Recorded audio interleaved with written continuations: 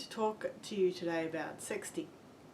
Specifically, I am asking the question, how can you raise awareness of the problems and potential dangers of sexting to young people without resorting to sexist tropes, slut shaming or victim blaming?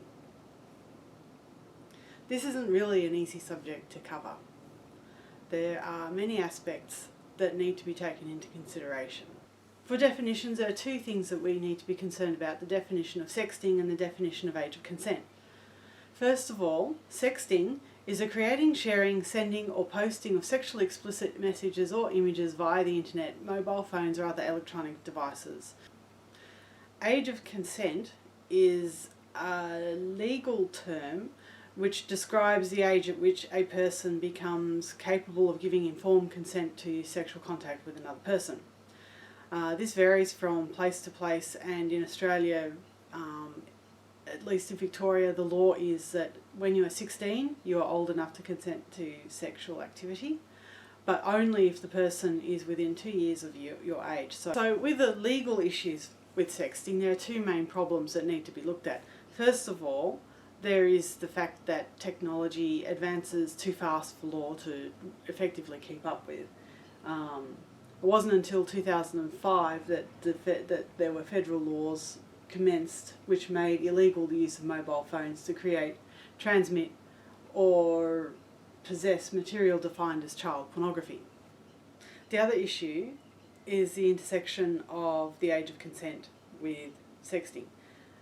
Sexting is a sexual activity in itself because you're taking an intimate image of yourself and sending it to somebody else for the explicit purpose of arousing them.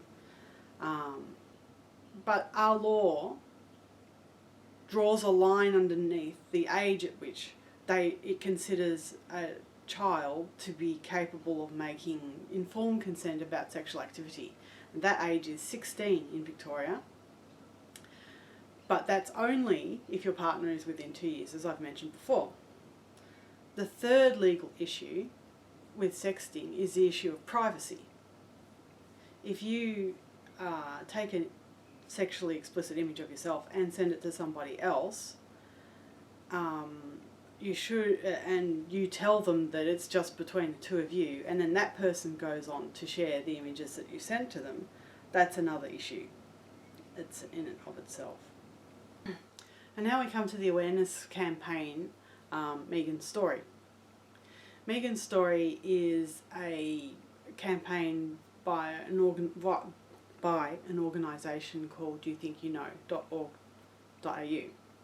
They are associated with various government organisations, and the ad was released as a way of raising awareness of the problems and dangers of sexting for high school age children. The ad has many problems, not the least of which it relies on gendered stereotypes and is quite strongly victim blaming and shaming the young lady for having taken the images in the first place. According to a study done by the University of New South Wales and the ARC Centre of Excellence for Creative Industries and Innovation, young people do seem to react negatively towards the sort of tropes used in Megan's campaign, and they suggest a number of different ways in which they think that they might respond better. One of the ways is just a frank discussion about it, and the other is to perhaps be a little bit more heavy-handed in the no-no-nos, you mustn't do it. In the end, really, the only way I feel that could really cut through to young people is to talk to them on the same level. So perhaps using a teenage spokesperson would be helpful so that they could speak to somebody on a peer level, perhaps somebody who's had some experience with having their images stolen from them in some way.